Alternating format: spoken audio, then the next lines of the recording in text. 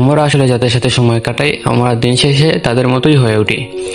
আমরা যদি 5 জন সিগারেট কুরের সাথে সময় কাটাই তাহলে আমরা 6 নম্বর একজন সিগারেট কুর হয়ে উঠব, এবং আমরা যদি 5 জন ফুটবলারের সাথে সময় কাটাই তাহলে আমরা 6 নম্বর একজন ফুটবলার হয়ে উঠব।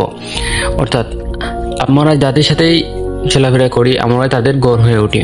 তাই আমাদেরকে খুব সচেতনভাবে আমাদেরকে চলাফেরা করতে হবে। আমরা যাদের সাথে চলাফেরা করি আমাদের লক্ষ্য অনুযায়ী, আমাদের লক্ষ্যর সাথে যে মানুষগুলার সামঞ্জস্য আছে আমরা চাইবো ওই মানুষগুলাই যেন আমাদের আশেপাশে থাকে। তাই আমরা যেন আমাদের বন্ধু বান্ধব খুব কনসিয়াসলি, খুব সচেতনভাবে বানাই, যাতে আমরা আমাদের সাকসেসের দিকে এগিয়ে যেতে পারি।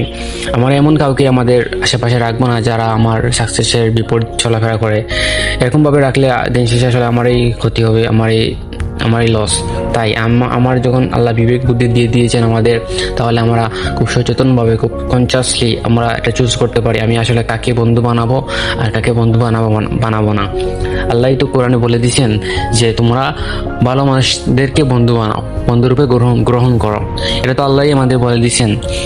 এই লো তো আল্লাহ আমাদেরকে অনেক আগেই বলে দিয়েছেন কোরআন শরীফে, কিন্তু আমরা এগুলা বুঝি না। এখন যখন বিজ্ঞান বা মডার্ন সায়েন্স বলতেছে তখন আমরা এগুলা বিলিভ করতেছি, বাট এটা তো অনেক আগেই, এটা তো 1400 সাল আগেই আল্লাহ কোরআনে বলে দিয়েছেন।